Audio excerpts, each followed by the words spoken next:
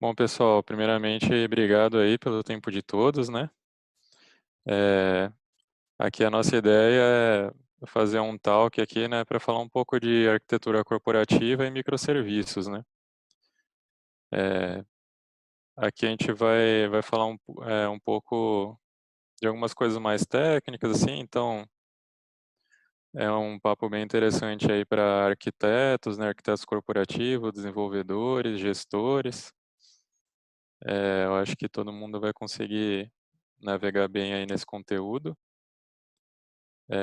Eu tenho a tendência de, às vezes, me empolgar e começar a falar um pouco rápido, então, se por acaso tiver difícil de entender, eu estiver falando muito rápido, por favor, me avisem, ou qualquer dúvida que vocês tenham e queiram pontuar também, fiquem à vontade. Mas acho que no final a gente também sobrando uns minutinhos, a gente consegue abrir um fórum de discussão aí, né, para algumas dúvidas que possam aparecer, tá bom? É, bom, primeiramente aí é, comentar um pouco aqui de mim, né? Então, para quem não me conhece, aí eu sou o Gilberto, né? É, um pouco da minha trajetória aí, né? Então, eu trabalho com TI há mais ou menos 15 anos, né? No mercado de desenvolvimento e engenharia de software. É, aproximadamente 10 anos aí nesses papéis de definição de soluções, arquiteturas, liderança técnica. Já tive minha startup, já fui CTO da minha própria startup, né? O sonho do aplicativo, né? Não deu certo, fui à falência. E hoje estou aí na minha segunda empreitada como cofundador aí da Devires Tecnologia, né?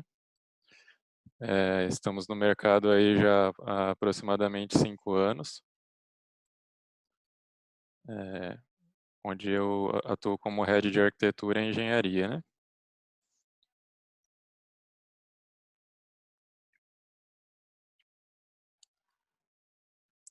Aqui eu separei um único slide aqui para apresentar o que que é a Devires, para quem não conhece. Então, o que fazemos, né? A Devires, ela é uma consultoria de software, né? Em que a gente atua em algumas verticais, tanto de desenvolvimento, né? Então, a gente faz desenvolvimento de soluções web e apps. Montamos arquiteturas de microserviços, APIs, DevOps. Trabalhamos muito com integrações corporativas, né? Então, tanto empresas que têm arquiteturas de integrações mais tradicionais, né, orientadas a ferramentas de middleware. Já fizemos alguns trabalhos com Oracle Middleware e tudo mais, mas recentemente o nosso foco acaba sendo arquiteturas mais modernas, né, orientadas mesmo a microserviços. Tá?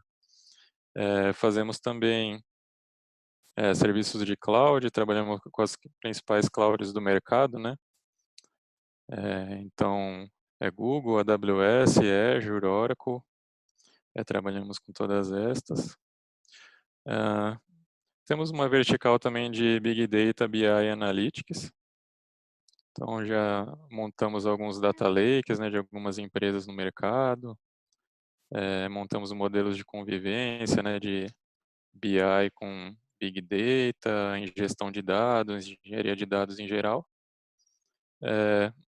Modernização de arquiteturas, né, que é um dos nossos fortes. Então, trabalhamos muito com modernização de arquitetura, né? Então, empresas que têm arquiteturas mais tradicionais, né, que vem passando por transformação digital, como que a gente faz para decompor, né, a arquitetura dessa empresa e torná-la mais ágil, mais dinâmica, é, respondendo mais rápido ao negócio, né? E também trabalhamos com squads ágeis e projetos, né? Então, tanto projetos de escopo fechado, trabalhamos e também squads ágeis, né, que é o que a gente mais gosta de trabalhar, na verdade, né.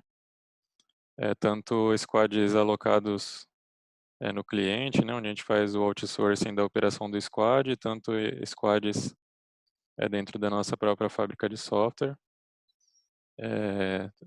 Daí trabalhando com metodologias ágeis, né, entregas contínuas e tudo mais. Aqui é só para apresentar um pouco do que é a Devires, né. Já atendemos grandes clientes aí, temos bastante cases interessantes e para quem quiser saber um pouco mais, no final compartilhe os nossos contatos e estamos disponíveis para conversas, tá bom?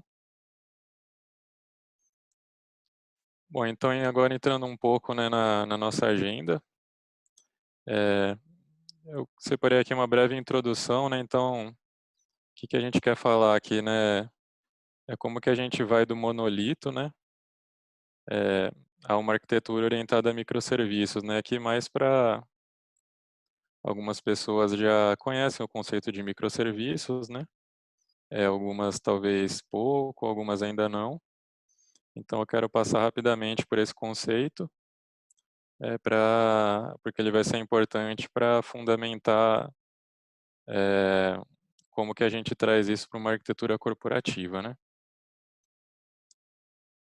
Bom, então, aqui eu pus um exemplo lúdico aqui de uma aplicação, né, eh, que a gente chamou aqui de e-commerce application. E como que essa aplicação geralmente ela se apresenta, né, uma aplicação monolítica, né. Geralmente, você tem um pacotão, né, aqui, né, o pacotão da minha aplicação. Eh, eu tenho alguns módulos funcionais dentro dela, né, então eu tenho um módulo de busca, um módulo de carrinho, um módulo de catálogo e um módulo de pedidos, por exemplo. Eu pego esse pacotão aqui, né, o AR, por exemplo, né, para quem é da área de Java e conhece bem, jogo isso no application server, né,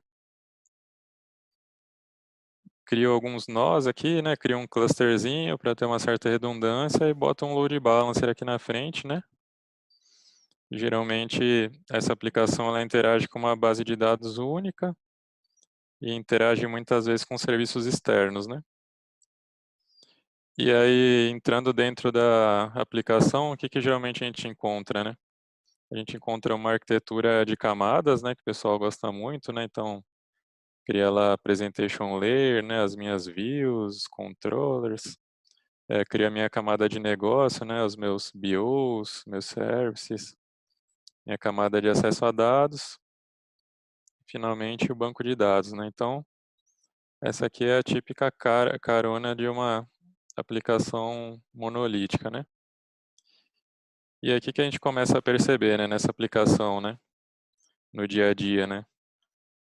Putz, eu tenho o meu módulo de busca aqui, ele é um cara altamente consumido aqui, né, as pessoas fazem muita busca geralmente no e-commerce.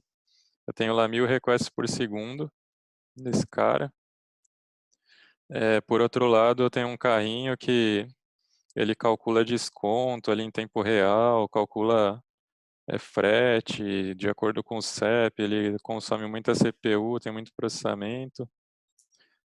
Por outro lado, eu tenho um módulo de catálogo que ele é lido constantemente e pouco muda o catálogo de produtos, né, às vezes os produtos são sempre os mesmos, mas ele é acessado muitas vezes.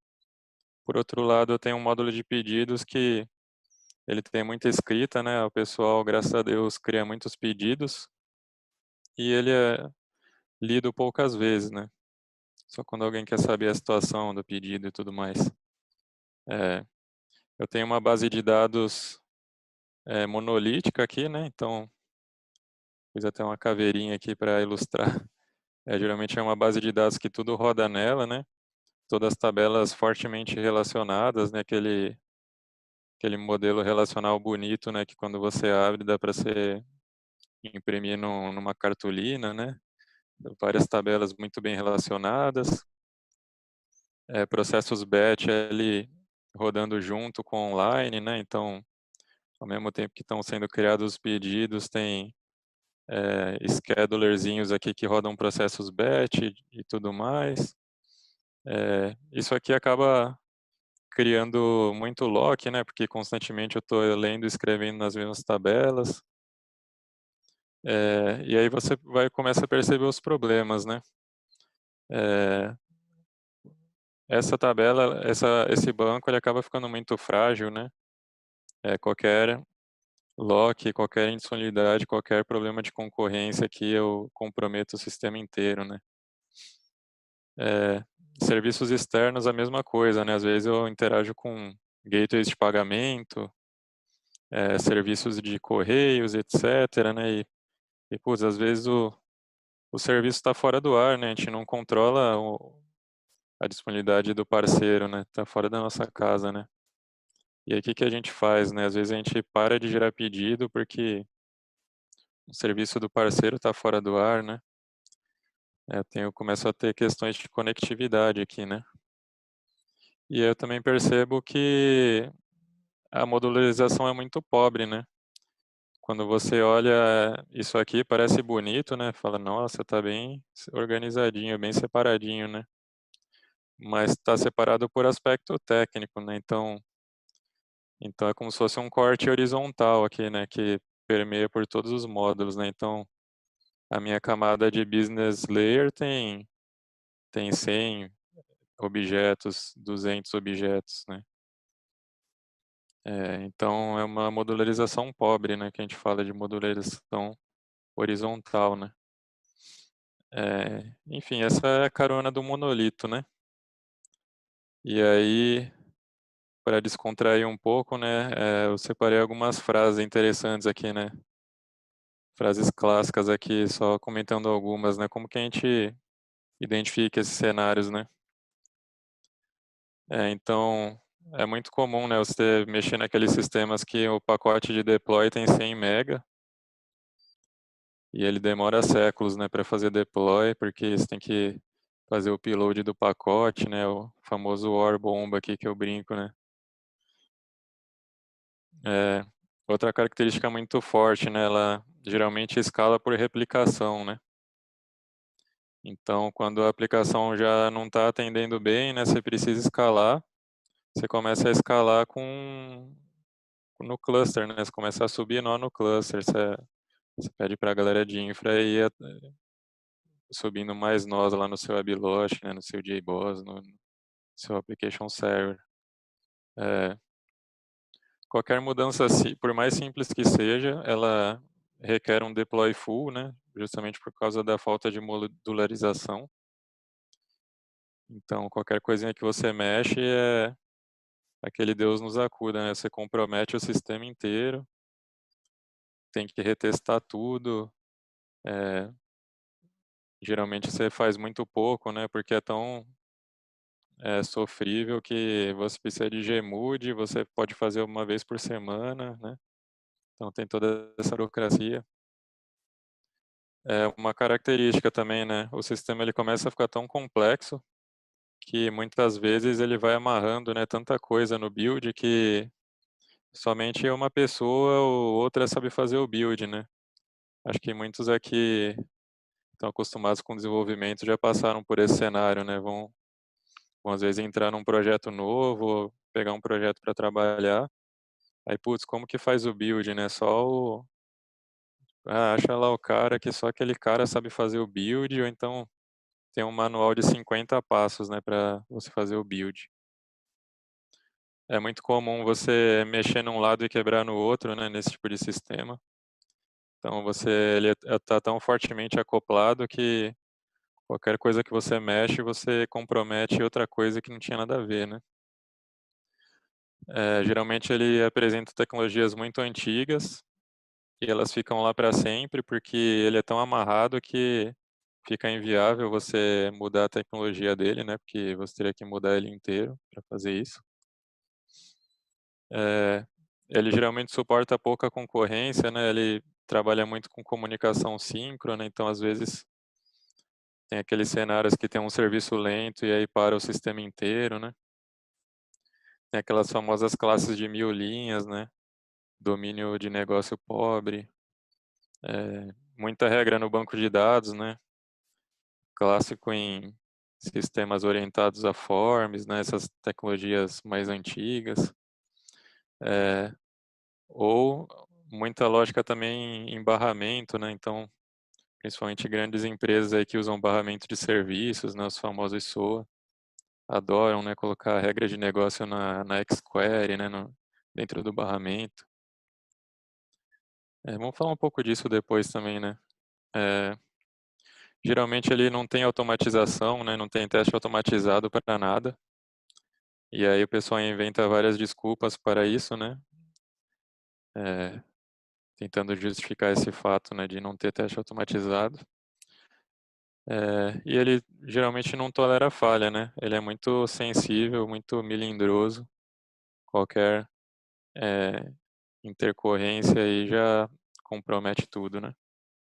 Então, geralmente, se você já passou por um cenário desse em alguma aplicação, bem-vindo ao mundo dos monolitos, né? É, bom, e aí, visto todos esses problemas, né? Foi da onde surgiu a ideia dos microserviços, né? Que não é uma ideia nova, né? Ela é relativamente antiga, né? Desde 2004, se eu não me engano, que o pessoal já vem falando de Domain Driven Design, né? Que na verdade é aí o embrião dos microserviços, né?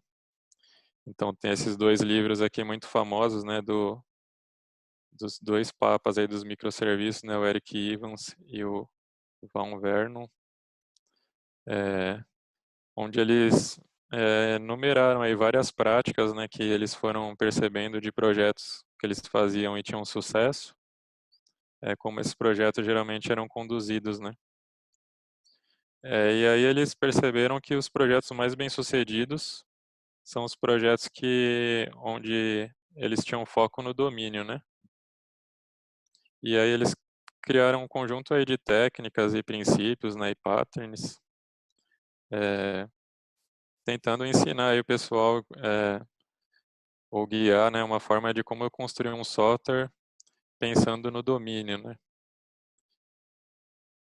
E aí quando a gente fala domínio, né, o que a gente entende por domínio, né? Domínio basicamente é a área de conhecimento, né? É a inteligência de negócio, né? É um setor, né, de conhecimento. Então, no DDD aqui, né, Domain Driven Design, a gente fala o domain is king, né? O domínio é quem manda em tudo, né? É, e aí como que a gente fica mais próximo, né, do negócio, né? Geralmente eles têm esse conceito de linguagem ubíqua, né? A gente fala, né? Então o que é linguagem ubíqua, né? É fazer com que o time técnico use a mesma linguagem que o time de negócio, né?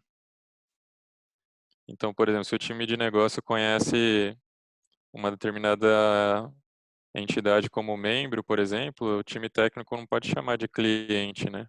O time técnico também tem que chamar de membro, né? Porque senão eu fico com falha na comunicação. Então o time técnico ele tem que usar os mesmos jargões e saber exatamente o que o cara de negócio está falando. E isso, e o mais importante, né? Isso tem que ser representado no software, né? Então, na hora que você criar o objeto lá no seu software, você vai também usar a palavra membro, né? A palavra que o domain expert, né? Que é o cara de negócio lá, a palavra que ele utiliza. E aí isso diminui, né? O gap entre o negócio e o desenvolvedor, né? E o técnico, né? E acaba criando uma linguagem universal. Então, quando você usa esse conceito, né? Acaba que você pode criar um diagrama de classes ou um diagrama de sequência e você pode apresentar ele para o cara de negócio e o cara de negócio vai entender, porque é a linguagem que ele sabe, né, que ele está acostumado e isso facilita muito a comunicação e quando você facilita a comunicação, você tem um software melhor, né, porque você consegue entender melhor e representar melhor o que o usuário está precisando. E é isso que a gente chama de problem space, né? Então, geralmente um software ele é uma solução de um problema, né? Um requisito de negócio, ele é um problema, né? Alguma coisa que eu quero resolver, né? Que eu preciso para o meu negócio e eu quero resolver através de um software.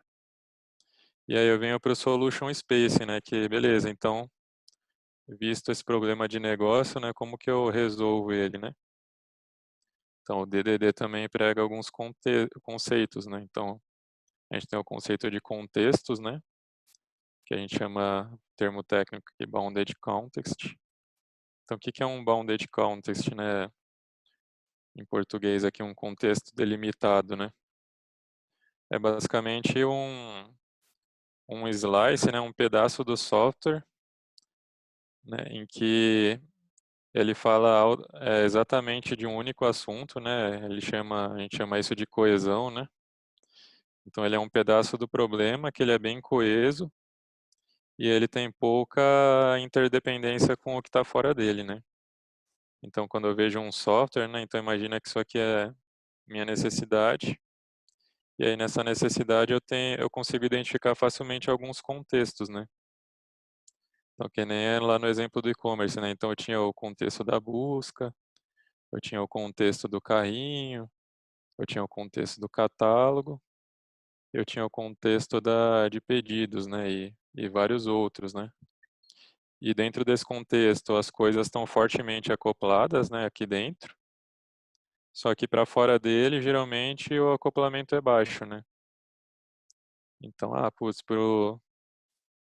aqui principalmente, né, a mesma coisa no order, né. Então, putz, para um pedido, que eu preciso ter do pedido para fora, né. Putz, o ID do pedido já está ótimo, né. Então, muitas vezes sai o ID do pedido daqui de dentro e esse cara é o ponto-chave aí para eu interagir com o módulo de pedidos, né?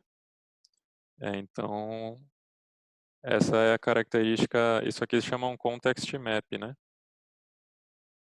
Context map.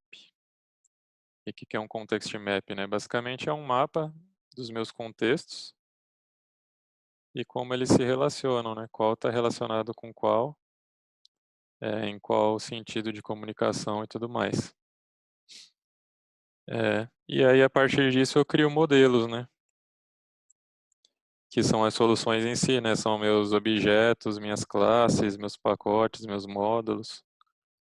E enfim, daí tem diversos outros conceitos, né, que não cabem aqui, né, mas tem conceitos mais técnicos, né, alguns patterns, o conceito de entidades, de agregados, né, aggregate root e tudo mais, que aí já é mais a implementação, né, dessa teoria aqui, né.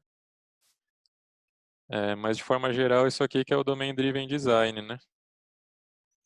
É, e por que que eu falo que ele é o embrião dos microserviços, né? Porque o conceito dos microserviços é justamente esse, né?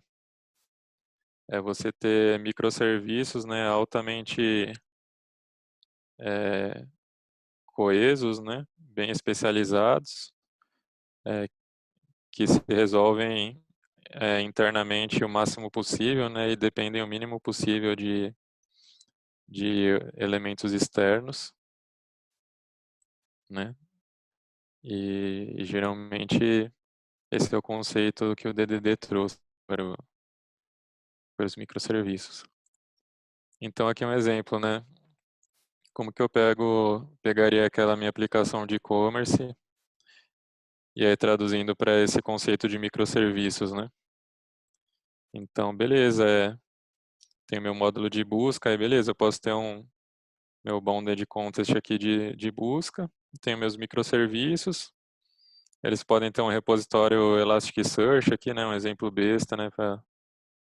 É, tem seus repositórios específicos, né, que atendem apenas esse microserviço.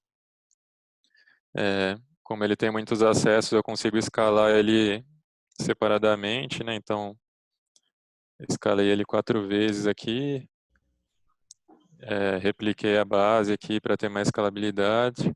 Aí pus aí o meu módulo de catálogo, que é, ele tinha aquela característica, né, de pouca escrita e muita leitura, né? Putz, para isso o ideal é usar um cache, né? Então, esse cara se beneficia muito de um Redis aqui, e prover essa funcionalidade. Meu módulo de ordem, né, que é a informação mais valiosa aqui da empresa, né, pedido. Não posso, de hipótese alguma, ter inconsistência no pedido, né, então faz sentido usar uma base relacional aqui, garantir atomicidade, garantir transação. E por outro lado, o meu carrinho aqui, né, que tem essa característica de muita computação, então eu escalo ele, uso uma base NoSQL, por exemplo, né, aqui só é para exemplificar, né, então quando eu começo a decompor meu monolito em microserviços, é, eu começo a ter esses mundos independentes, é, em que a ideia é eles dependerem um do outro o mínimo possível, né? E aí, como a arquitetura prega, né, qual que é a melhor forma de você ter o mínimo de acoplamento possível, né? Obviamente sempre através de mensageria, né? Então, no mundo ideal aqui os microserviços se comunicam através de mensageria, né? Quando eles precisam falar um com o outro, né? E eles podem se comunicar de maneira síncrona? Podem. A gente vai falar disso aqui mais para frente. Mas basicamente uma arquitetura de microserviços ela se apresenta dessa forma, né?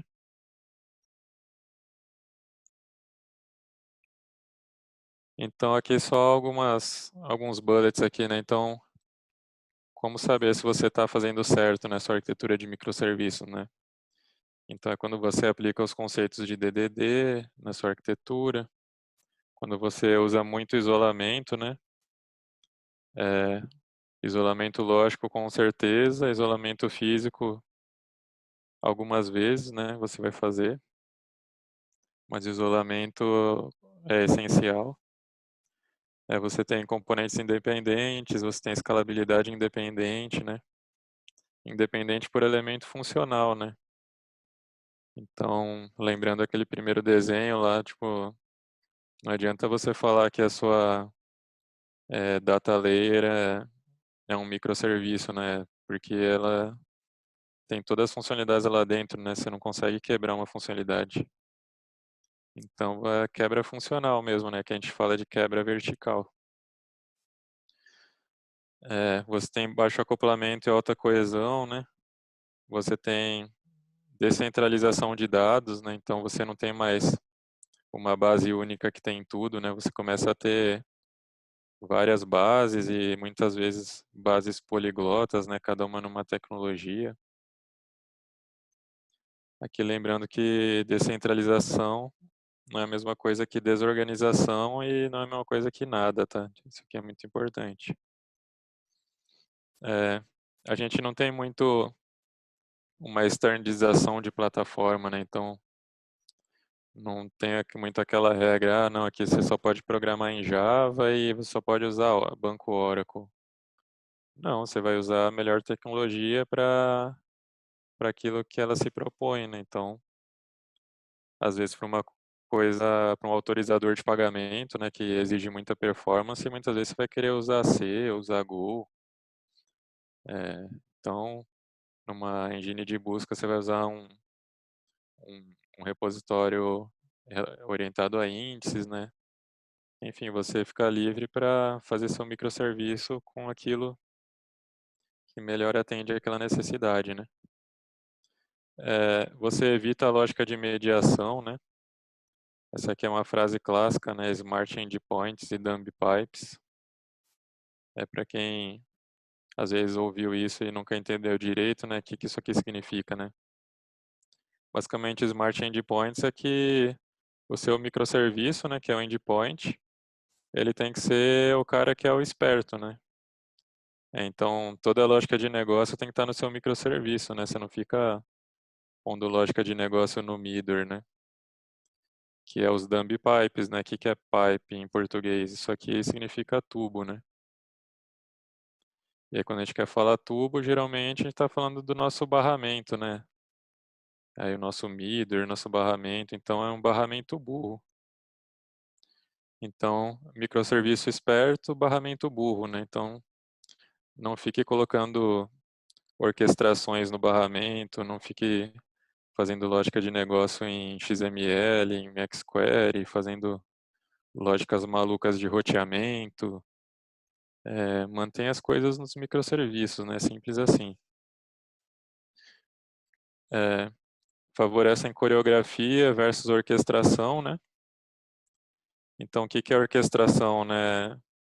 É quando eu tenho um cara que fica comandando, né? Faça isso, depois faça isso, depois faça isso, né? É, nesse padrão aqui é legal, mas eu tenho um acoplamento, né? É, eu faço todos esses elementos aqui, eles ficam fortemente acoplados, né? E aí, por outro lado, o que que é coreografia, né? Basicamente são os eventos, né? Então um pouco diferente, né? Então, tipo, esse microserviço fez isso, então esse cara aqui, ele se interessa por esse evento, então beleza, então ele trabalha e posta outro evento, né? Esse cara aqui, ele se interessa por esse evento, trabalha, posta outro evento, né? Então eles vão se coreografando, né? E aí isso transforma o acoplamento a zero aqui, basicamente, né? Porque se um cara desses aqui ficar fora do ar por algum tempo, não impacta em nada a aplicação, né? Quando ele voltar para o ar, ele vai pegar o que estava na fila e seguir o fluxo, né? Já nessa arquitetura aqui, se esse cara sair do ar, eu fico basicamente como uma thread aqui, um processo travado aqui, né? É, todo o processo para, né? É, geralmente ele tem alta resiliência, né? E aí, isso aqui na verdade pode ser usado em qualquer aplicação, né? O conceito de circuit breaker, né? Então, para quem não conhece, né, o que é o circuit breaker, né? Ele é um pedaço de software que eu ponho geralmente quando eu tenho um serviço que chama o outro, né? Põe esse pedaço de software e esse cara faz como se fosse um circuitinho de tomada mesmo, né? Então, ele tá esse serviço tá bom aqui, ele tá chamando, o circuito tá fechado, né? Beleza. Aí se esse cara aqui cai, e esse aqui começa a tomar muito erro, aí o circuit breaker tem um contadorzinho, né, que você parametriza, ele fala, putz, depois de 5 erros consecutivos em menos de 5 minutos, abre o circuito. Aí ele corta o circuito, né? E aí a gente tem o famoso fail fast, né? Que é o nosso fale rápido, né? E por que que é importante o fail fast, né? Porque geralmente é uma falha, ela desencadeia a operação em cascata, né? Então, geralmente você tem um sistema altamente acoplado, né? Aí se acontece a falha em cascata, né? Esse aqui falha, aí vem subindo. Esse aqui falha, e aí o sistema todo falha, né? E quando você falha rápido, né? Pelo menos você é, evita onerar, né? Os recursos computacionais, onerar a conectividade, né? É, evita que o sistema caia. Ou você também pode fazer tratamentos de contingência, né? Então, putz, beleza, se o circuito abriu, aí você retorna algo de um cache, por exemplo, né? Você não precisa retornar falha, né? Você consegue trabalhar com contingências também. É, estratégias de CQRS, que a gente chama, né? O que é CQRS, né? Command, Query, Responsibility, Segregation. Que, falando em termos chulos aqui, é basicamente separar a escrita da leitura, né? Então, geralmente você tem um sistema que tem uma base que você faz escrita e leitura. Obviamente, se a escrita começa a ficar muito massiva, né, e você está trabalhando nas mesmas estruturas de dados, você vai causar muito lock aqui e o sistema vai ficar lento, né? Então, para resolver isso, o pessoal mata essa perninha aqui, cria uma outra base aqui, aí cria um mecanismo de replicação aqui, Então tudo que acontece aqui replica para cá e aí faz a leitura daqui, né? Então escreve aqui, aí esse cara replica daqui para cá, via Golden Gate, via Debezium, via o que você achar melhor. E esse cara aqui faz a leitura. É, geralmente ele tem um ambiente de execução isolado e leve, né? E aí isso torna um habitat ideal, né, para a gente usar containers, né?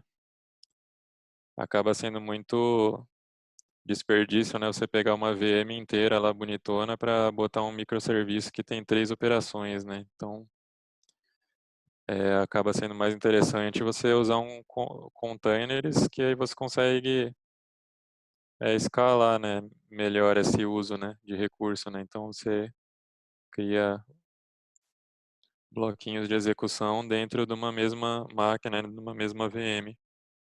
E ainda assim eles são autocontidos, isolados e leves, né? E aí isso acaba trazendo uma forte cultura de agilidade e DevOps, né? Porque quando você tem tudo orientado a microserviços, você tem menos medo de fazer besteira, né? Porque as coisas não estão tão acopladas, então você tem uma certa segurança de subir um microserviço e saber que você não vai quebrar o sistema inteiro. E aí você começa a ter mais agilidade, né? Você começa a fazer entregas em produção com mais frequência, deploys diários. Você começa a colocar DevOps, porque as coisas ficam fáceis de buildar, fáceis de automatizar. Você começa a provisionar infraestrutura dinamicamente para hospedar os seus microserviços. Fica mais fácil de fazer teste automatizado, né? Fica tudo mais fácil, né? Basicamente é isso. E aqui a definição de microserviço aqui do Martin Fowler, né? Que é um carinha famoso aí. Faz bastante sentido. E aqui só para descontrair também, né? Então, como saber se você está fazendo errado, né? Aqui, primeiramente, microserviço não é uma bala de prata, né? Então, nem toda aplicação precisa de microserviços. Então, sempre tem aquele malucão lá, né? Que para qualquer problema que você tem, o cara vai falar, não, vamos fazer com microserviços e tal. E nem sempre é assim, né? Aplicações que não mudam com tanta frequência, que não têm muitos acessos, que são mais para uso interno, que estão num ambiente mais controlado, né, que precisam de atomicidade, às vezes não se beneficiam dessa arquitetura, né? Então também você não precisa usar ela para tudo. É, não é um objetivo a ser alcançado, né? Então, microserviços é uma jornada, né, que a gente fala, né? Você sempre está cada vez decompondo mais a aplicação e evoluindo, né? E aí sempre tem aquele CIO maluco lá que fala, não, esse ano a gente vai migrar tudo para microserviços, né? Como se fosse uma meta, um objetivo, né? É, não é turismo tecnológico, né? Por que que eu falo isso, né? Eu já vi muitas empresas gastando meses aí, né? Tipo, veio lá do CIO, né? Aquele top-down, né? Falando, não, agora vocês precisam usar microserviços. Beleza, aí o cara de TI vai lá, começa a querer montar a arquitetura de referência da NASA, né? Fazer benchmark com 50 frameworks, fica 6 meses pesquisando e fazendo PPT, fazendo documento e turismo tecnológico, né? E nunca sai do lugar, né? Aí passa um ano e não tem nenhum microserviço ainda na empresa, né? Então é um pouco disso aqui, né? Não é microserviço, não é um bicho-papão, né? Não precisa ficar postergando. Você precisa encarar, né? Iniciar simples, iniciar pequeno. Criar um microserviço, né? Falar, não, vamos pegar, precisou mexer numa aplicação, vamos pegar esse pedacinho da aplicação aqui e vamos criar um microserviço, né? Vamos experimentar aqui, ver como ele funciona. Você não precisa montar a arquitetura da NASA, né? Logo de começo. Você pode começar com uma arquitetura simples, com uma infra simples e experimentando e evoluindo ela durante o tempo, né? Afinal de contas, tempo é dinheiro, né, para as empresas. É, esse aqui é interessante, né, para os gestores de TI, né? Tem muito gestor que acha que colocando microserviços ele vai contratar software mais barato, né? As coisas vão ficar mais simples e na verdade não vai, né? Na verdade, como vocês puderam ver, né, nos desenhos, né, o microserviço, na verdade, ele deixa a solução mais complexa, né? Porque ele traz várias variáveis que a gente não tinha quando estava tudo junto, né? Então, quando você começa a separar as coisas, né, tem o ônus que vem com isso, né? Então, você começa a ter problemas de conectividade entre os microserviços, você começa a ter problemas de duplicação de alguns dados, né? Enfim, você começa a ter você começa a ter que lidar com situações de falha que você não lidava antes. Então a solução ela fica mais complexa. Em termos de software, complexidade é dinheiro, né? Porque são mais horas de desenvolvimento e mais horas de desenvolvimento são mais dinheiros, né, para a empresa. Mas por outro lado, o benefício ele vem de outras formas, né?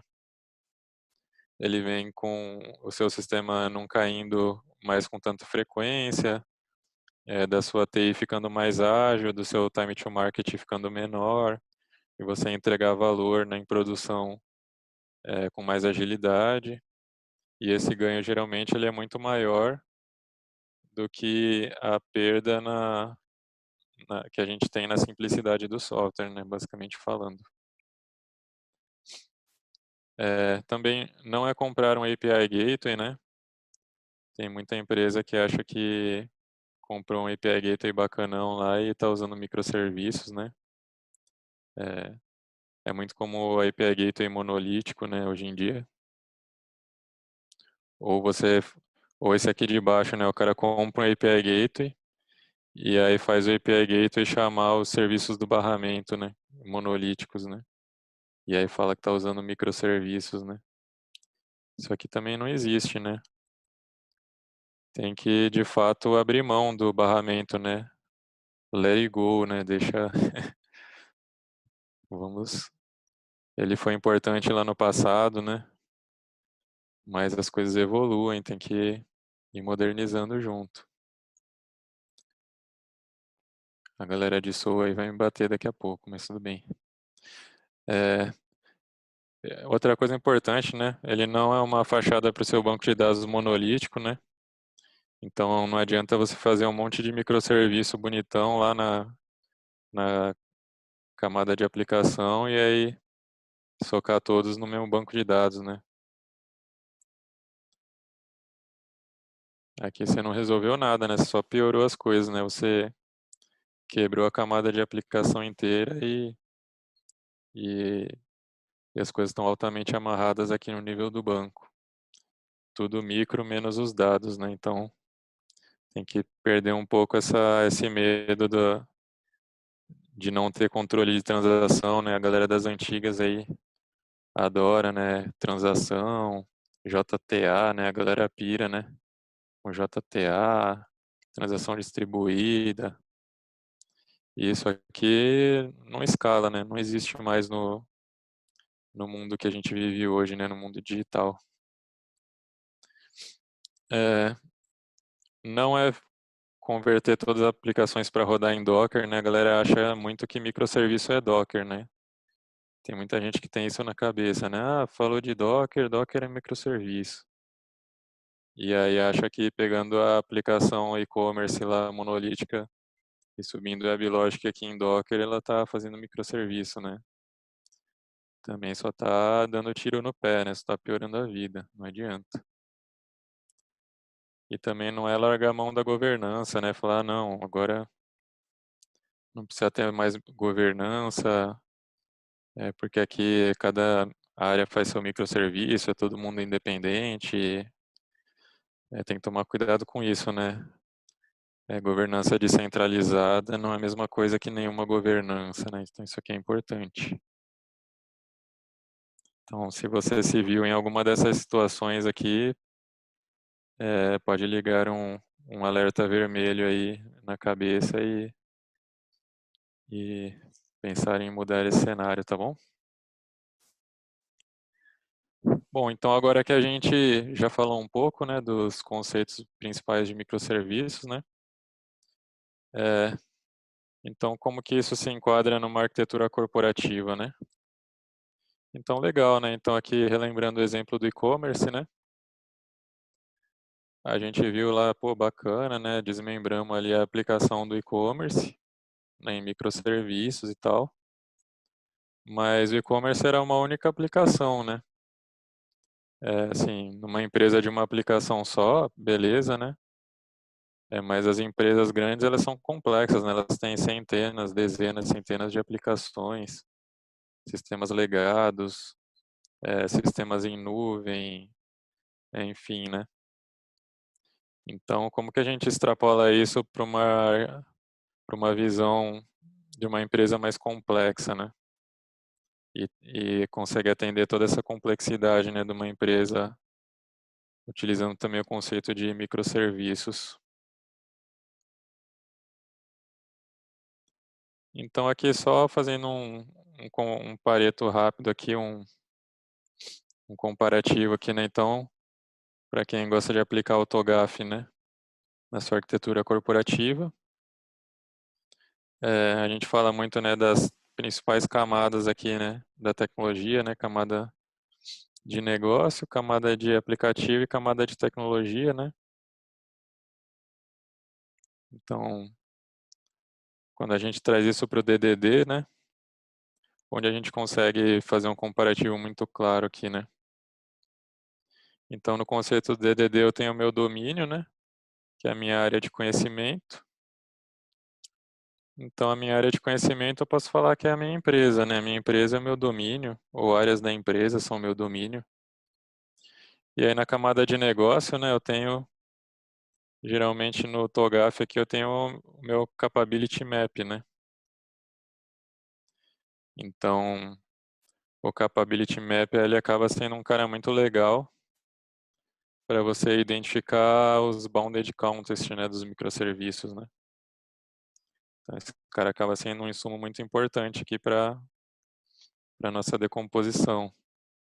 É, eu tenho a minha camada de aplicativo, né? O que é camada de aplicativo numa arquitetura corporativa, né? Basicamente são as minhas aplicações de negócio, né? E como elas se relacionam, né? Então, eu tenho lá meu ERP, né? Eu tenho lá meu CRM, que tem os dados de cliente, é, eu tenho minha ferramenta de supply chain, tenho todos os meus legados aqui, tenho meu Salesforce lá, enfim, tenho todo o meu landscape de aplicações da companhia, né? Cada aplicação tem seu propósito bem claro, né? Realizando aqui a camada de negócio.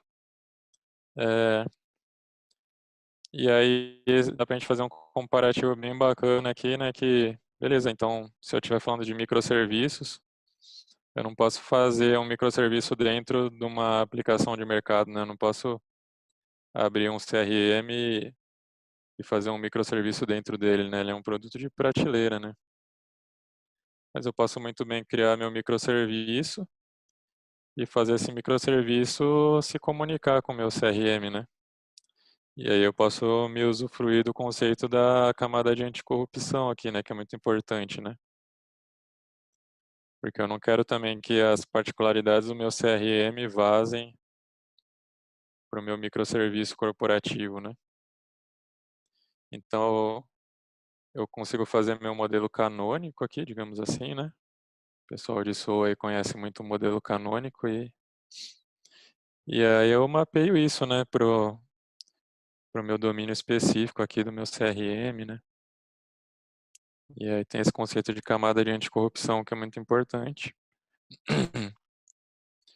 E aí, por fim, eu tenho a camada de tecnologia, que é a minha infra, minhas ferramentas de mediação, minha cloud, né? Meus servidores. tudo que suporta os aplicativos, né? E aí também quando eu trago isso para o mundo dos microserviços, né, tem um conceito que eu gosto de trabalhar, que é o de uma camada de abstração, né? Assim, eu também não quero que o meu microserviço tenha nenhum lock-in com nenhum tipo de infra, né? Então, eu faço algumas estratégias aqui de abstração, né, da camada de tecnologia. E aí com isso eu tenho meu mundo de microserviços, né? Então, falando passo a passo, né? Então, é o que eu chamo aqui de API Driven Enterprise, né? Uma empresa orientada a APIs, né? Então, como que eu decomponho essa empresa, né? Eu vou lá no pessoal de arquitetura corporativa, né? Pego o meu Capability Map. Geralmente um Capability Map, né? Ele tem os domínios, tem os subdomínios e as capabilities, né? Aqui é o que a gente chama de Capability Map de 3 níveis, né? Tem algumas empresas que só tem até o segundo nível, né? Eles só conseguem quebrar a empresa em 2 níveis. E tem empresas que conseguem quebrar até 3 níveis, né? Que é o ideal, né? Porque 2 níveis acaba ficando muito aberto ainda, né? Os seus bounded contests acabam ficando muito abrangentes, né? Digamos assim. É, e aí como que eu transformo isso numa visão de microserviço, né? Para eu criar minhas APIs, né? Então, basicamente, eu saio desse mapa de capabilities, né, que está aqui. Daí eu vou identificando meus bounded contest, né? Então, putz, aqui no domínio de e-commerce eu tenho meu bounded contest aqui de busca, de pedidos, né? Aí aqui é um conceito importante aqui, né? Não tem muito uma regra assim, né, de falar cada capability é um bounded contest e é um microserviço diferente, né? Você pode ter bounded contest que estão autocontidos dentro de uma capability, ou você também pode ter esse cenário aqui, um bounded contest que às vezes ele permeia por mais de uma capability, né? Porque tem processos de negócio aqui que estão muito entrelaçados, né, entre essas duas capabilities. Por mais que elas se apresentem separadas aqui no capability map, né? Eu posso ter ainda bounded contest que permeiam até 2 subdomínios diferentes, né? E 2 capabilities ou mais, né? Também vai depender muito do entrelaçamento aqui dos processos de negócio, né? E tudo mais. Então, aqui eu comento isso, né? Não tem muito uma regra, né? Infelizmente, não é tão fácil, né? A vida, você tem que mesmo ter uma visão aí estratégica, né? E tática para ir identificando esses contextos, né? Da melhor forma possível. E aí, se você errar, não tem problema, né? Por isso que eu falo que o microserviço ele é uma jornada, né? Porque se eu faço um microserviço que abrange essas 2 capabilities e na hora que eu vou implementar, eu vejo que na verdade tem uma separação clara aqui, não precisaria estar junto. Beleza, numa próxima release eu separo esses 2 caras, não tem problema nenhum. Uma V2, né? Então aqui não tem muito uma regra e também não precisa ter medo de fazer a separação perfeita upfront. Até porque é muito difícil, né, um ser humano, né, uma pessoa conseguir ter um nível de abstração que permita a ela fazer uma separação exata dos módulos de um software antes de ter construído o software, né? Isso é o que os arquitetos tentam fazer, né? Fazem os seus melhores esforços para isso, mas na prática acaba saindo um módulo junto que deveria estar separado e aí não tem problema nenhum você, numa segunda etapa, ir lá e refatorar e ter essa cultura de melhoria contínua, né? Aqui alguns exemplos de capability maps aí, que eu peguei na internet aqui, né? Não posso compartilhar aqui de clientes específicos, mas peguei alguns aqui na internet para exemplificar, né? Então, geralmente o primeiro nível fala muito como se fosse um departamento, né? Uma separação mais macro. Aí, num segundo nível, você tem uma separação mais micro, né? E aí, num terceiro nível, você teria uma separação mais específica ainda, né?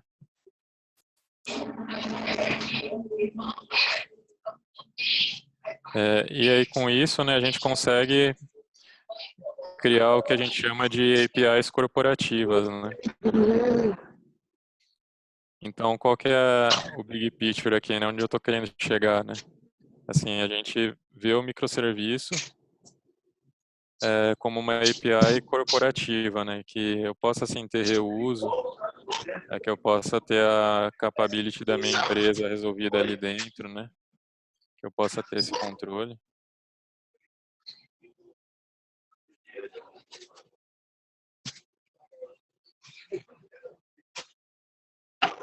Bom, eu só queria só pedir um favor para quem não estiver falando, colocar no mudo, que estava dando uns ruídos aqui, agora melhorou. Obrigado aí. Bom, então como que a gente faz, como que a evolução, né? Como que a arquitetura corporativa veio evoluindo aí ao longo do tempo, né? Então a gente saiu lá do nosso monolito, né? Que eu tinha uma aplicação única, né? 3 camadas, um bancão, que tinha tudo. Aí quando começaram as complexidades, né, do mundo corporativo, né, empresa comprando empresa, adquirindo sistemas distintos para fazer coisas distintas. Aí veio o mundo do EAI, né, que é o Enterprise Application Integration, né? Então, o pessoal, putz, agora como eu integro todas essas aplicações, né? Começaram a sair integrando ponto a ponto, né? Fazendo o nosso famoso ninho de gato aqui, né? É, aí o pessoal viu que isso aqui era muito ruim, né? E aí criaram o famoso SOA aqui, né? Que foi muito utilizado aí durante muito tempo, né? Então, o pessoal pegou o conceito de SB aqui, né? O Enterprise Service Bus, né? Aí começaram a surgir aquelas várias ferramentas de mercado, né? Tíbico, Web Methods, Oracle, né? Ferramentas que facilitam a integração, né? Que falam diversos protocolos, que você centraliza os acessos nela e ela tem um modelo canônico lá bonitão dentro dela, né? E faz o meio de campo com todos os legados. É, e aí veio o mundo dos aplicativos, né? É, e aí o pessoal teve a necessidade de começar a expor esses serviços do SB para o mundo digital, né? Para apps com largos volumes de acesso. Aí a gente veio para o que a gente chama de SOA API Enabled, né? Que é um padrão até que muitas empresas ainda têm, né? Que aí o cara pega um API Gateway, né? Põe na frente do barramento. Para fazer conversão para REST aqui, né? Falar a linguagem dos aplicativos, ter um tráfego lightweight aqui, né? Tratar OAuth, tokens de autenticação, enfim, para o mundo digital, né? E manteve e esse cara continuava chamando o Service Bus lá pesadão, né? Que centraliza todos os serviços da empresa. E aí, por fim, o que a gente está vendo agora, né, que é a era dos microserviços, em que eu deixo de ter o conceito de Service Bus, né, eu passo a ter um API Manager. Até vejam esse detalhe aqui, né, eu até chamo de API Management, porque é, é um pouco diferente, né, porque o API Gateway, né, teve até a Netflix, né, fez esse erro, né, quando a Netflix lançou a primeira versão lá do seu OSS, né, seu framework de microserviços, eles tinham lá o conceito do API Gateway deles, que na verdade acabava sendo um monolito, né, porque era um processo único, né, que virava um gateway único que centralizava toda a comunicação e ele fazia o meio de campo para os microserviços, né. Aí acaba que o próprio API Gateway virava um monolito. É, e aí o que a gente tem a tendência agora é o conceito de API Management, né? Então eu tenho a gestão das APIs centralizadas, mas os gateways são independentes, né? Então os meus gateways são distribuídos, né? Muitas vezes eu uso o conceito de micro gateway, né? Então eu passo até micro gateways aqui, que se um micro gateway cai, por exemplo, os outros micro gateways não tem nada a ver, né? Eles continuam de pé. Enquanto um API Gateway monolítico, né, se o processo do API Gateway para, ferrou, né? Parou também todos os microserviços. Não adiantou nada, né, esse trabalho todo de desacoplamento. Então, muitas pessoas falam, né, que os microservices é o SOA feito direito. Essa frase é polêmica, né? Alguns concordam, alguns discordam. Então, eu deixo para a interpretação aí de cada um. Eu só falo que eles têm aspectos em que eles são iguais, né? E tem aspectos em que eles são diferentes. Então, onde que eles são iguais, né? Eles favorecem o baixo acoplamento entre serviços, alta coesão, modularização, né? Ter serviços modulares, reuso, né? A abordagem contract first, né? Muito importante, até no mundo das APIs, né? Antigamente você fazia o WSDL, né? E passava para os times desenvolverem, agora você faz o SWOGR e trabalha com o mesmo conceito, né? Elas são orientadas a negócio, né? É, um serviço bom, um serviço que resolve um problema de negócio, né? E elas usam linguagem ubíqua, né? No SOA a gente chamava isso de modelo canônico. Os microserviços a gente chama de linguagem ubíqua, linguagem universal, que é o mesmo conceito. A única diferença é que não tem um pacote de XSD que vai sempre com tudo, né? Que todos os serviços compartilham, né? Porque a gente quer justamente favorecer o desacoplamento, né? Então, o nosso conceito de modelo canônico nos microserviços é apenas manter a taxonomia das coisas, mas não necessariamente ter o XSD que vai junto para tudo quanto é lado, né? Então, onde eles são diferentes, né? Aqui é a principal diferença, né, do SOA para os microserviços. Com a arquitetura SOA, a galera acostuma, né, a adquirir esses middlewares mega caros e acaba escrevendo toda a lógica de negócio no middleware, e aí o middleware vira um monolito, né? Então você tem aquele service bus monolitos, tem aquele BIP um monolito, e isso é muito comum, né? Eu já fui em várias empresas que utilizavam, por exemplo, o SOA Suite da Oracle, né? Uma ferramenta muito boa. Ele permite que você crie vários serviços composites, né? É, com grandes funcionalidades, né, e tudo mais. E você pode desenvolver o serviço SOA o mais bonito, o mais isolado, o mais autocontido que for. Mas o runtime dele aqui é compartilhado, né?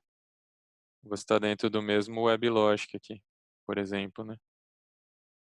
Então eu via muitos casos que dava stuck thread aqui em um microserviço e aí todos os outros caíam porque simplesmente o WebLogic inteiro caía, né? Então essa é uma abordagem que a gente não quer mais, né? Hoje em dia, né? A gente não pode ter esse risco mais hoje em dia. A gente precisa ser totalmente isolado. Então a gente não tem o nosso monolito de mediação mais, né? É, a gente favorece agora a descentralização, né?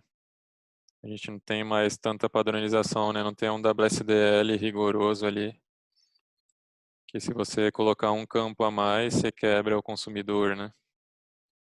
O JSON não, né? O JSON ele é meio aberto, né? Ele foi feito para ser meio aberto, meio dinâmico. É, se eu botar um campo a mais na saída ali, dificilmente eu vou quebrar alguém, né? Ele é feito para isso. Então tem um contrato mais flexível. Eu tenho um ambiente de execução leve, né? Isolado, né? Não é aquele WebLogic parrudão lá. Eu tenho a cultura de automação, né?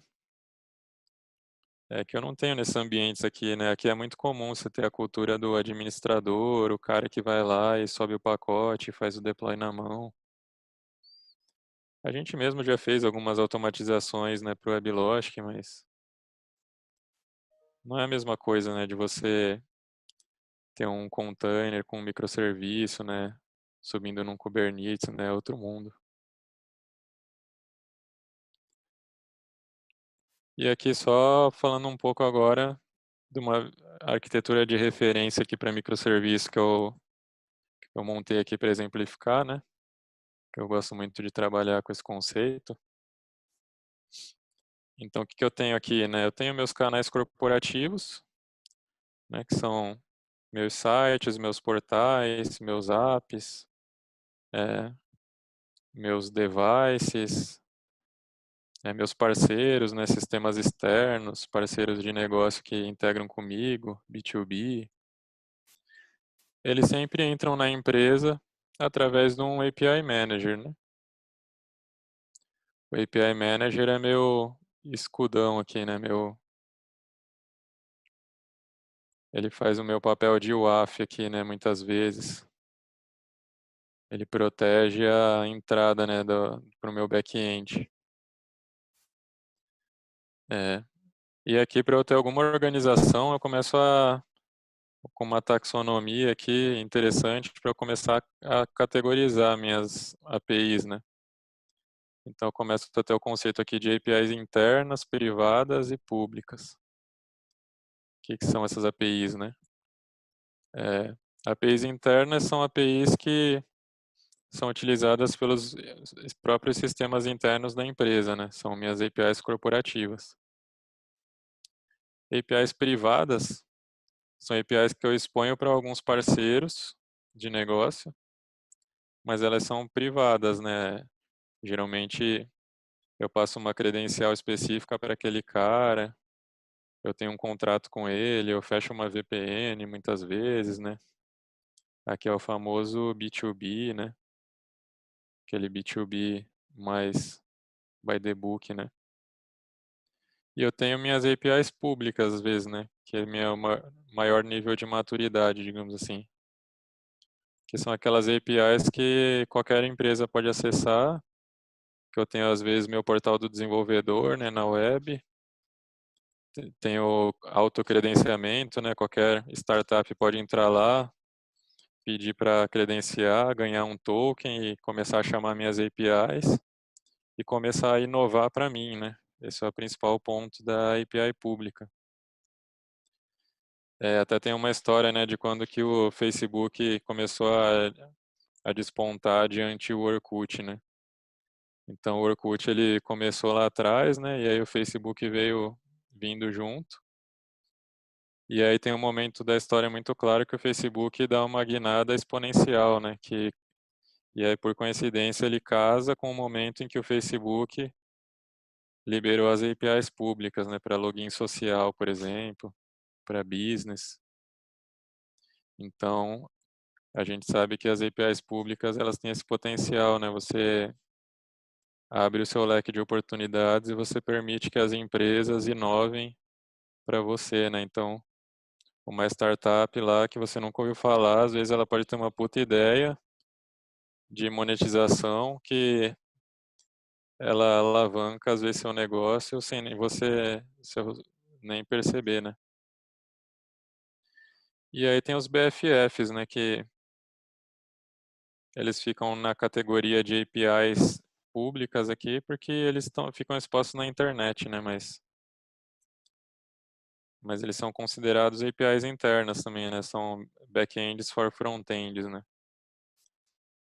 Que são backends específicos para fazer o meio de campo, né, entre as tecnologias modernas, né, de front e os seus microserviços, né?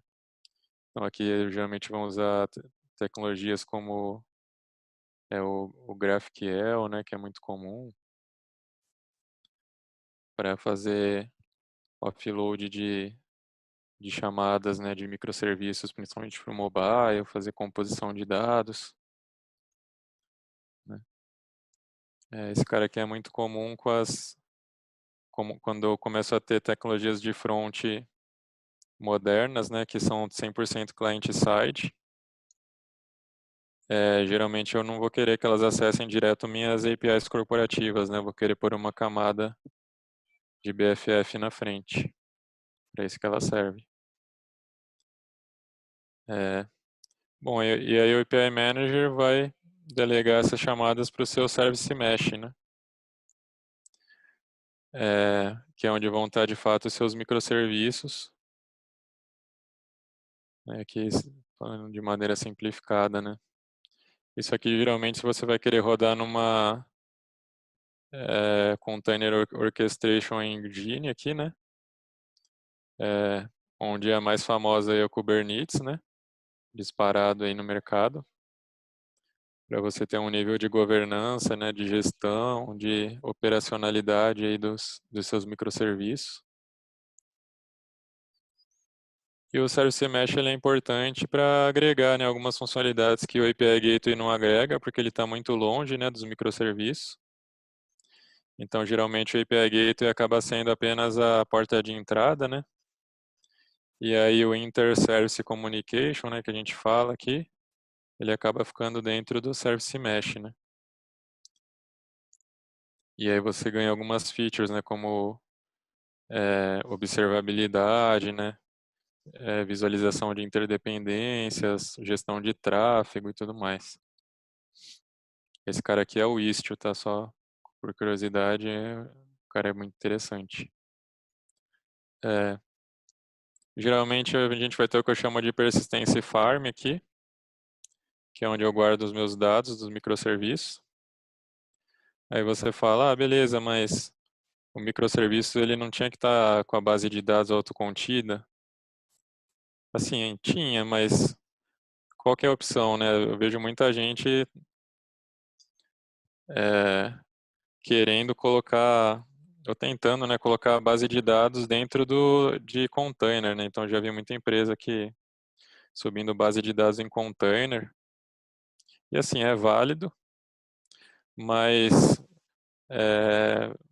para você pensando na operação vira um inferno, né? Porque imagina depois o seu cara de operações, né, o seu DBA, imagina ele fazer backup de 1000 bases de dados separadas em container com persistência e volume lá espalhado em tudo que é lado. É, Acaba ficando um pouco complexo, né, mais para gestão.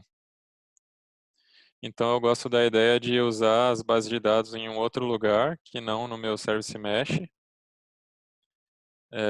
E aí tem um assunto polêmico aqui, né? Eu tenho dois patterns aqui que eu posso usar o database per service ou schema per service. O que é isso, né? Eu posso para cada microserviço instanciar mesmo uma database, uma instância mesmo, um endpoint, né, de banco diferente. E eu posso apenas pegar um banco mais parrudinho, né, e criar esquemas diferentes, né, criar segregação lógica. É, E aí eu gosto de trabalhar mais ou menos de uma forma híbrida, né? Nem ter 1 zilhão de bases de dados diferentes, né? E nem também ter todas as bases de dados dentro da mesma instância, né?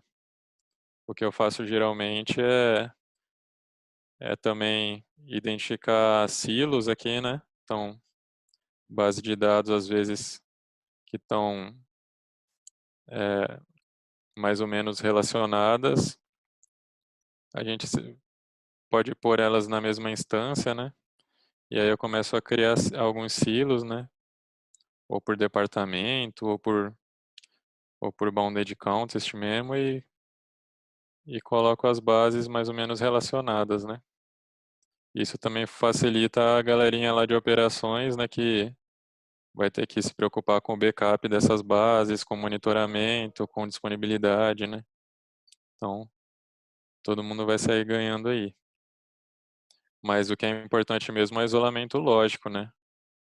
Então, por exemplo, essa base de dados, ela nunca pode ter dependência com essa aqui, simplesmente por estar na mesma instância, né? Ou a aplicação, ela nunca pode ficar tentada a se plugar nas duas, né?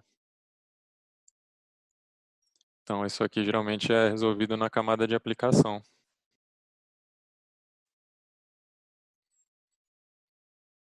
É, quem usa cloud, né? 100% cloud, por exemplo,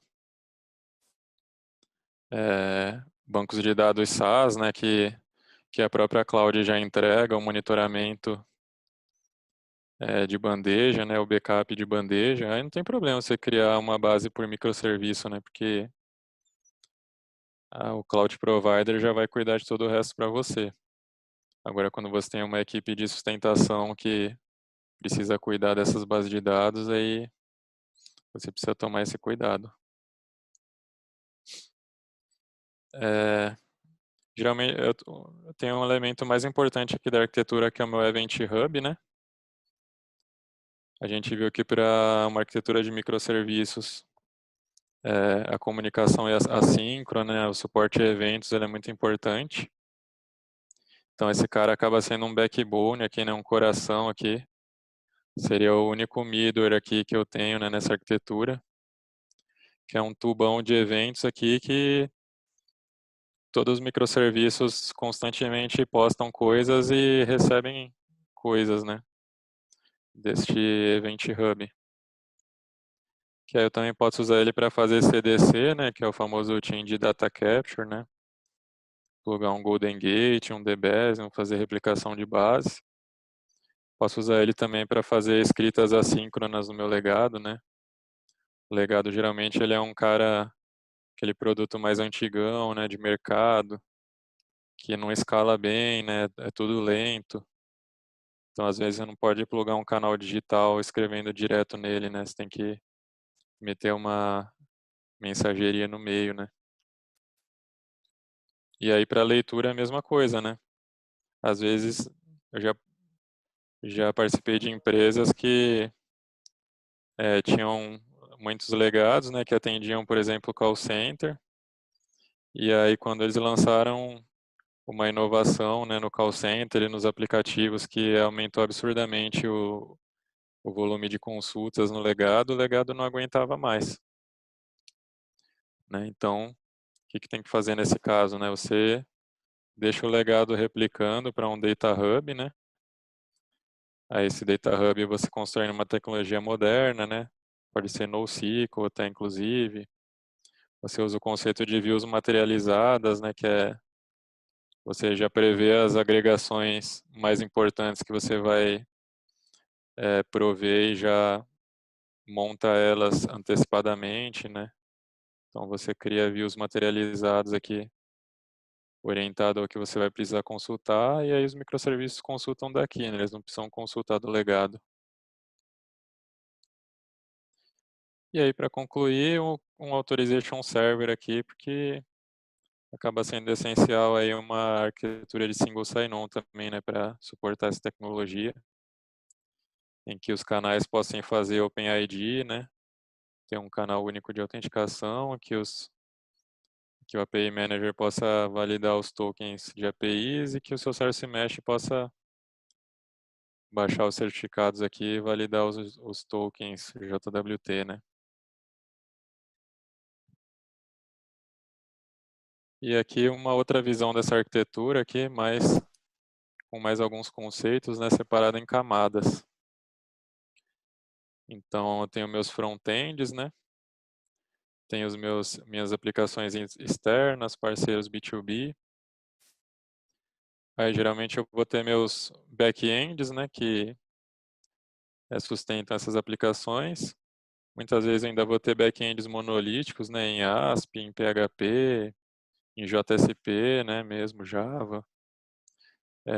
Mas a gente sempre vai tentar usar o conceito do BFF, né, que é um back-end leve, que ele não tem lógica de negócio nenhuma. Ele delega toda a lógica de negócio para a nossa camada de APIs corporativas, né? O back-end monolítico, geralmente, ele tem regra de negócio aqui dentro, o que não é legal, né? Aqui eu tenho minha camada de APIs corporativas,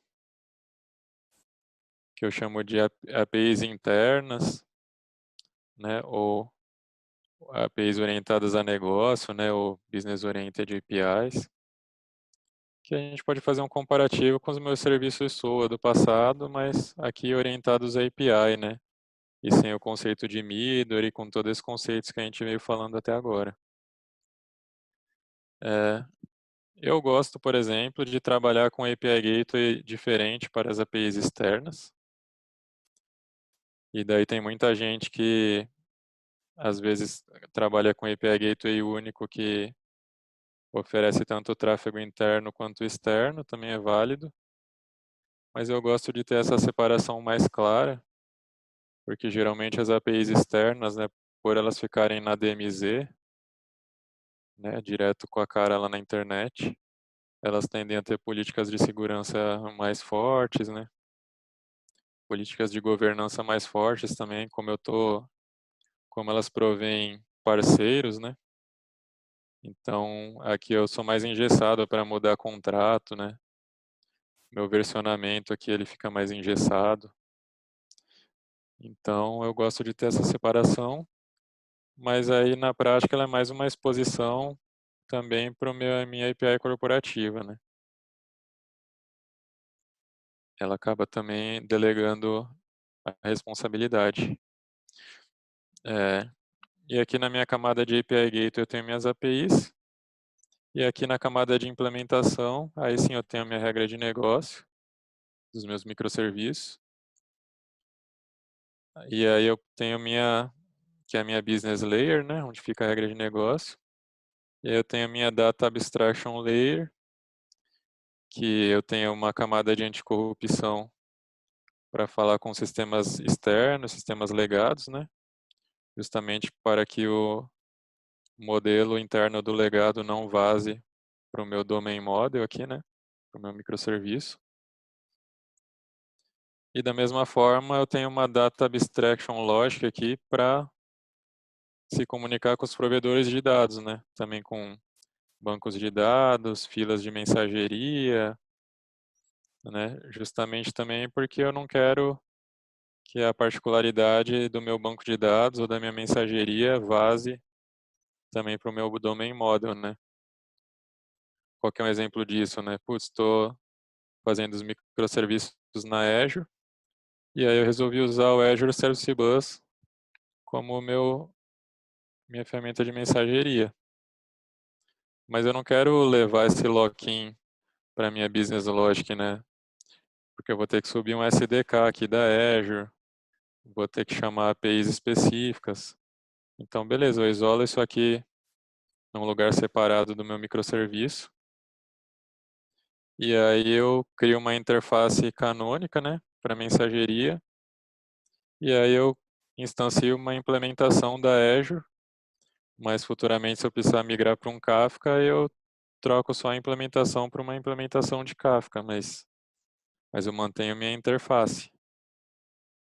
E aí as pessoas separam isso de N forma, né? Tem empresas que gostam de separar em microserviços diferentes. Eu particularmente eu gosto de separar em nível de packages ou no máximo bibliotecas. Eu não gosto, por exemplo, de ter um microserviço diferente para fazer isso, porque aí eu distribuo essa comunicação aqui e isso acaba trazendo outras preocupações, né? Então acho que não precisa chegar nesse nível, né, de distribuir essa camada, mas pelo menos deixar ela bem separadinha num package distinto ou numa biblioteca distinta, que esse cara aqui importa, né? E a mesma coisa o meu ACL aqui, né, também. Poderia separar em microserviço separado? Poderia. Porém, ele estando no mesmo microserviço, ele tem uma etapa de distribuição a menos aqui, né? Assim, dificilmente eu tenho aquele cenário em que, falando assim, hoje eu uso um CRM, amanhã se eu mudar de CRM, basta eu mudar essa parte aqui e está funcionando, né? Com sorte sim, mas muitas vezes você acaba tendo que mudar uma coisinha ou outra aqui também. Então não faz tanto ganho você deixar isso muito separado. E aqui uns conceitos importantes, né? Então, aqui eu consigo ver claramente o que eu chamo de application layer, né? Que é a minha camada de aplicação, minha business domain layer e minha infrastructure layer, né? Só que numa visão de microserviços, né? Em cortes verticais aqui.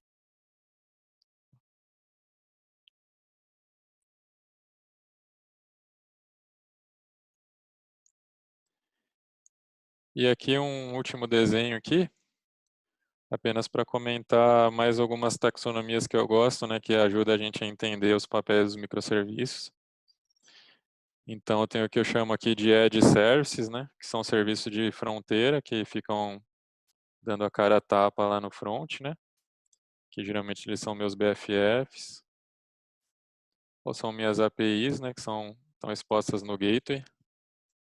A minha API, por mais que ela seja só uma exposição no gateway, ela é considerada um microserviço, né? Porque ela acaba sendo requisito para o negócio funcionar.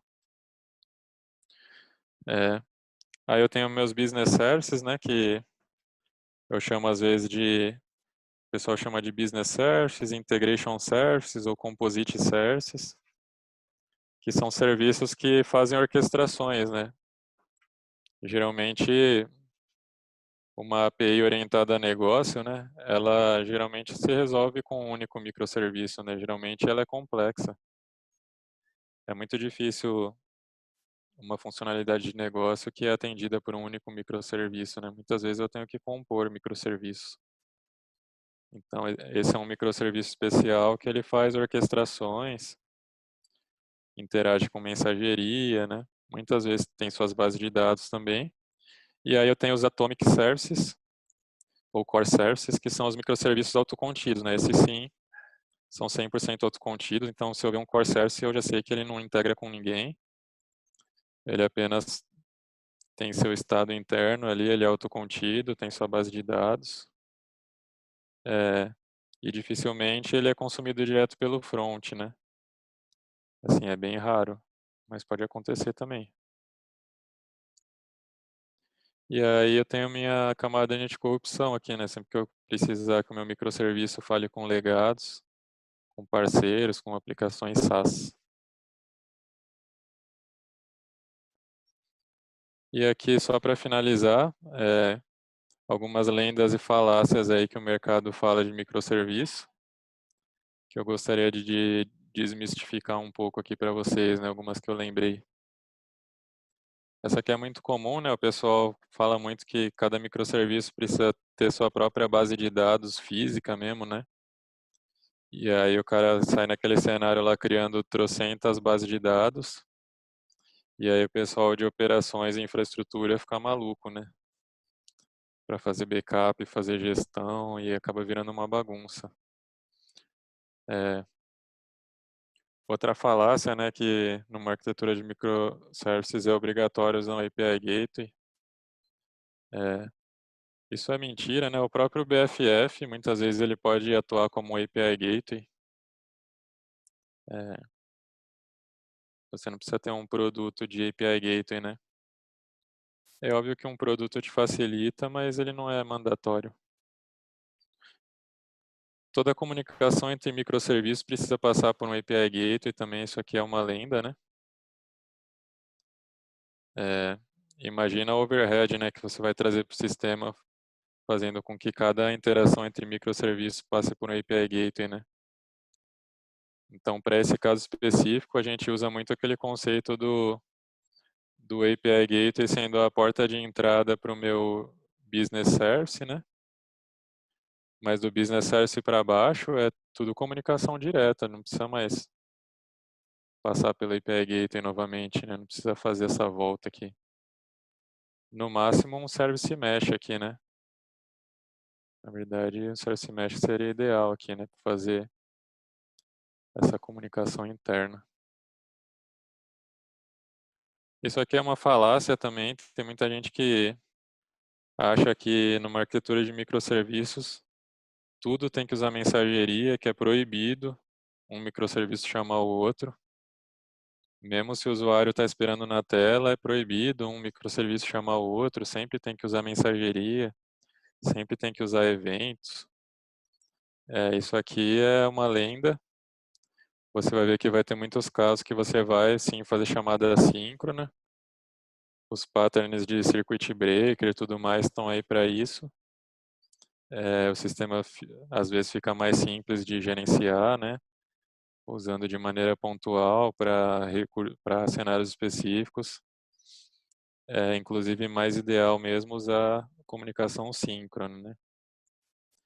É óbvio que sempre que possível você vai usar mensageria, mas sempre que possível é diferente de sempre, né? Então, às vezes você faz uma puta gambi no sistema só para usar mensageria, achando que está fazendo melhor, né? E na verdade está trazendo mais risco para o processo. Isso aqui é outra lenda, né? Cada entidade pode aparecer apenas em um microserviço. Então, tipo, só um microserviço pode ter dado de cliente. Isso acaba sendo uma lenda, né? Porque até pela característica dos microserviços serem autocontidos, né? Obviamente, cada microserviço ele vai ser dono de um dado específico do cliente. Então, por exemplo, eu posso ter um microserviço de CRM que ele é dono dos dados cadastrais do cliente. Mas eu posso ter um microserviço sei lá, de pedidos que ele é dono dos endereços de entrega daquele cliente, que não necessariamente os endereços de entrega são gerenciados pelo CRM, né? Só um exemplo aqui. Mas então o que eu passo a falar aqui é que eu tenho representações diferentes das entidades em microserviços diferentes, né? Não necessariamente entidades diferentes, mas representações diferentes da mesma entidade, né? Não existe reuso de microserviços, né? Isso aqui também é lenda, né? Numa arquitetura corporativa de microserviços não faz sentido nenhum você criar um microserviço para um caso pontual e não querer reutilizar ele. Aqui também é obrigatório usar CQRS em todo microserviço, né? Então, daí o cara vai lá e para qualquer coisa ele já cria duas bases, uma de escrita, uma de leitura, replicação e tal. E acha que isso aqui é mandatório, né? Na verdade, isso aqui é um cenário bem específico que você faz quando precisa, né? Não precisa sair fazendo para tudo. É impossível monitorar um ambiente de microserviço, né? Isso aqui é mentira também. Com as features de APM que a gente tem no mercado, com as features de Service Mesh, né? Fica muito fácil de monitorar o ambiente, ver as chamadas entre os microserviços. Tem o Distributed Tracing também, né? Distributed Tracing, Open Tracing, né? Tem o Jagger. Tem vários recursos para você monitorar um ambiente de microserviço. Isso aqui é outra falácia também, né? Eu mesmo no começo caí em muitas discussões sobre isso, né? Putz, como que eu garanto que um microserviço ele vai postar na sua base e postar no Kafka ou na fila de maneira atômica, né?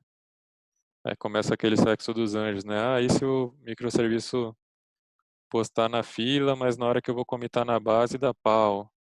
Ah, mas e se eu comitar na base e na hora que eu for postar na fila da pau? É, graças a Deus eu achei um pattern muito bom chamado Outbox Pattern, que ele resolve esse problema. Então isso aqui, se algum dia foi problema para alguém, podem olhar esse pattern aqui que ele resolve isso.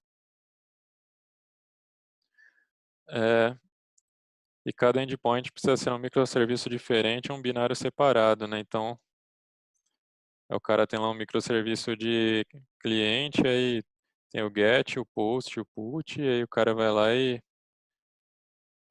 põe, sei lá, o get num microserviço, o put em outro, ou num microserviço que tem dois resources, o cara acha que tem que separar por resource, né, os pacotes. E aí ele acha que vai acabar com muitos microserviços, né? Isso aqui também não é verdade, né? A granularidade ideal do microserviço, ela segue o conceito do DDD, segue o conceito do Bounded Context, e é muito comum você ter um pacotinho razoável, assim, né, que tem um set de microserviços que está altamente relacionado com alguns endpoints, né, por contexto de negócio, né, ou por domínio de negócio. Então, isso aqui também é tranquilo. E acho que é isso aí. Gostaria de falar sobre mais assuntos aí, quem sabe futuramente a gente faz mais alguns talks desse tipo, aqui aborda outros assuntos, mas por hoje era isso que eu queria mostrar. Espero que tenha sido útil aí para vocês. É, e aí eu vou abrir aqui para discussões, para dúvidas, se alguém tiver alguma colocação para colocar, ou quiser perguntar, debater sobre algum assunto, fica à vontade. Ô, Gilberto, já tem uma pergunta aqui no chat, tá? Do Gustavo Bunger. Quais são as opções hoje para catalogar os microserviços? Imagina uma área de arquitetura que precisa saber que MS existem ou não. Aham. Conseguiu compreender a Isso, pergunta dele? sim. É, então, é diferente do SOA, né, que tinha lá aquele conceito de Service Registry, né, Service Repository, né, que era um cara que só catalogava os microserviços, né. No mundo de microserviços é muito comum você catalogar através do API Manager, né. Então, quando você for escolher o API Manager, né, você tem que escolher um API Manager que suporte o catálogo dessas APIs. E aí você vai fazer a sua governança no nível de APIs, né? Porque aí voltando para esse desenho aqui, ó, né? Só projetar aqui de novo. Então voltando nesse desenho aqui, é, o meu ouro, né? Assim, a minha API, né? O meu valor de negócio, ela está aqui no API Gateway, né? Que é o que a galera está consumindo, né? Vou pegar o lapisinho aqui. Então o meu ouro, né? A minha API corporativa aqui, né? O cara que está aqui na fronteira, né? Que é o cara que está exposto no API Manager. E aí qualquer API Manager decente, né, que se preze, ele vai ter uma interface de governança, né, que você vai facilmente entrar, fazer buscas, localizar as APIs por contexto, por entidade que ela trabalha, né. Inclusive vai ser uma prática muito comum, né. Sempre que uma área de arquitetura for fazer uma API, ela tem que se atentar, né, de ver se ela vai reusar uma API que já existe, ou se ela vai construir uma nova. E os consumidores a mesma coisa, né? Então você governa no nível de API, né? E o microserviço em si, né? Sei lá, se querer chegar no nível de governar o container, né, em si, que está rodando, aí você governa através da sua engine de container, né? Então, um OpenShift ou um Rancher, né? Então tem ferramentas que elas põem uma camada de governança acima, né, do Kubernetes, que elas são interessantes para você governar a implementação mesmo do seu microserviço, né? Talvez os microserviços internos ali que não estão expostos no API Gateway, você possa governar por ali, né, através da sua orquestração de containers. Mas o que dá valor mesmo é você governar sempre as APIs, né? Que é isso. Tem mais alguma dúvida aí no chat?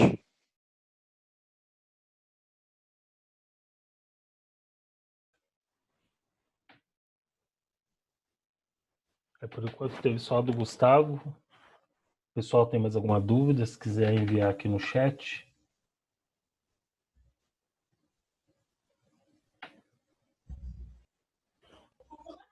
Só chat ou a gente pode falar também?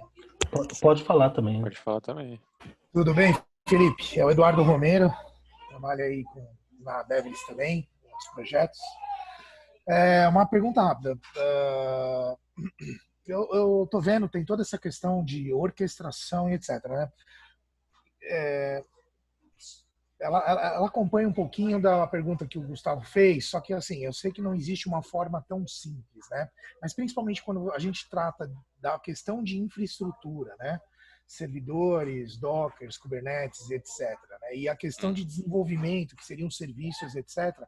Como seria a melhor forma de orquestrar isso, né? De forma assim clara, e como é que as empresas conseguem gerir isso de forma amigável, né? Porque às vezes são equipes separadas, etc. Discutir um pouquinho sobre isso.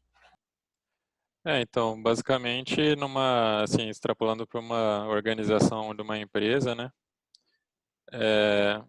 O que você vai ter muitas vezes são squads ágeis, né? Trabalhando em determinados produtos. E aí, num cenário desse tipo, né? Você vai ter uma empresa com vários squads, né? Cada squad vai estar atuando num produto.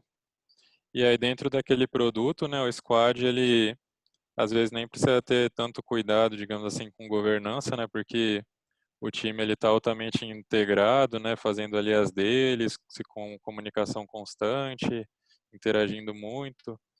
Geralmente eles fazem os microserviços para o cara do front que está do lado dele mesmo consumir. Então a comunicação é boca a boca ali, ele passa o swagger para o cara chama e está valendo, né? Porém, quando você precisa expor uma API para fora do seu produto, né? Aí seria esse cenário que você vai pegar e expor essa API com uma governança mais forte, né? Porque aí não vai ser um cara do seu time que vai consumir, né? Vai ser um cara de uma outra squad, de um outro time, de um outro produto. Então, geralmente tem esse viés também um pouco dessa organização de desenvolvimento, né? Desses squads, né? Não sei se eu respondi a sua pergunta. Não, em parte sim. Eu fico preocupado com questão de tamanho, né? Porque às vezes, justamente por causa das premissas da questão dos microserviços, né? A complexidade de se gerir, né? Tantos microserviços, Sim, toda essa orquestração. E aí tem, lógico, dentro de uma equipe coesa, né? Já num viés ágil, teoricamente eu teria todos os elementos necessários para eu estar gerindo, né? E isso. conseguindo construir o meu projeto. Mas existem algumas características em algumas corporações, em algumas empresas, onde eu tenho silos, né? Não é integrado realmente. Então eu vou ter pessoal de desenvolvimento, pessoal de infraestrutura e o pessoal de segurança, por exemplo, pessoal de banco, todos eles em separado, né? Então, Quando você tem silos, aí é muito comum até cada silo usar, às vezes, plataformas diferentes, tecnologias diferentes, né? E causa um pouco esse atrito, né? Tem que tomar só esse cuidado. Mas, assim, eu sou muito evangelizador do Kubernetes, né? Eu gosto muito de trabalhar com Kubernetes. Então, dentro do Kubernetes, você tem várias opções de organização ali, né? Você tem os recursos de namespaces ali, né? Para você separar silos de microserviços relacionados. Geralmente você pode criar clusters de Kubernetes diferentes para propósitos diferentes que se comunicam, né? Então, por exemplo, eu gosto de trabalhar, por exemplo, com um cluster de Kubernetes para BFF, separado do cluster de Kubernetes para microserviço, por exemplo. Porque aí no BFF, por exemplo, eu só coloco um Nginx ali, né, um Ingress Controller. E na parte de back-end, às vezes eu coloco o próprio Istio, né, boto um Service Mesh. Porque BFF não se comunica entre si, né, então não preciso de um Service Mesh. Agora, por exemplo, no back-end eu preciso de um Service Mesh. Eu gosto também, às vezes, de pôr o microgateway também dentro do Kubernetes e também dentro do próprio Kubernetes mesmo, né, que tá exposto no back-end. Então, eu nem me preocupo, às vezes, com segurança do meu microserviço ficar exposto, né, porque o meu microserviço ele fica acessível somente dentro do cluster do Kubernetes e eu só exponho ele para fora do Kubernetes, né, via o ingresso do API Gateway. Então, isso também facilita nessa essa governança. Também facilita muito a segurança, né, para você trabalhar com Mutual TLS também entre os microserviços, né, que é importante. Enfim, tem várias estratégias aí que a gente pode utilizar para esses casos. Maravilha, obrigado, viu, Gilberto? Obrigadão mesmo.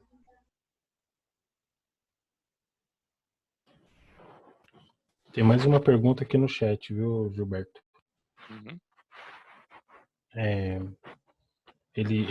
O Antônio Jorge, ele diz o seguinte: acredito que a questão da nuvem difundiu muito os microserviços. É possível dizer que a questão desta é indispensável? Oi, cortou um pouquinho o final. Fala de novo, por favor, finalzinho aí. A pergunta dele é a seguinte: ele diz Uhum. que acredito que a questão da nuvem difundiu muito os microserviços. É Aham. possível dizer que a questão desta é indispensável? Questão da nuvem? Não, eu não acho. Assim, os microserviços, vocês verem que eu falei aqui 1h30 sobre microserviços e em nenhum momento é, ficou, ficou assim, alguma coisa amarrada a uma determinada infraestrutura, a um determinado host, ou tem que ser em nuvem, ou tem que ser on-premises, né? Assim, o conceito do microserviços, ele é como você monta, né, a sua corporação e o seu back-end, né, de negócio. Mas você pode colocar on-premise sem problema nenhum, né? Então isso é muito comum em bancos, né? Por exemplo, grandes bancos ainda tem receio às vezes de ir para a nuvem, né? Por causa de questão de sigilo de dados e tudo mais. E aí eles acabam montando as coisas on-premises, mas você pode muito bem botar um cluster de Kubernetes on-premise e botar seus microserviços lá dentro, não teria problema nenhum. Você só não pode nunca fugir de coisas. Você deve sempre fugir de coisas que não te dão agilidade, né? Assim, obviamente a nuvem te dá uma certa agilidade, porque os recursos são infinitos, né? Você pode, botando seu cartão de crédito lá, você pode criar quantas máquinas você quiser, a hora que você quiser, né? Então ele é infinito nesse sentido. Enquanto on-premises, quando acaba a sua máquina física, você tem que ir lá para o cara de infra e pedir para ele comprar mais, né? É a única diferença. Mas você usando as ferramentas certas, né? Os processos de DevOps, orquestração de containers, permitindo que um commit de um código dispare a criação de um microserviço, né? Num container já suba no ambiente, né? Você promovendo essa agilidade, não importa se você está na nuvem ou se você está on-premises. Você consegue ter o ganho do mesmo jeito. Bom, mais alguma pergunta, pessoal? Para a gente poder encerrar, a gente já passou um pouco do nosso tempo, né? Mais alguma pergunta para a gente encerrar?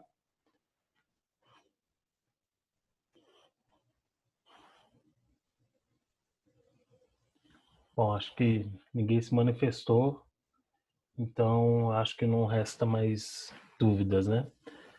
De qualquer forma, esse material, essa apresentação ela foi gravada, a gente pode depois disponibilizar essa apresentação, né? Essa gravação para vocês que participaram. Muito obrigado pela participação, obrigado mesmo.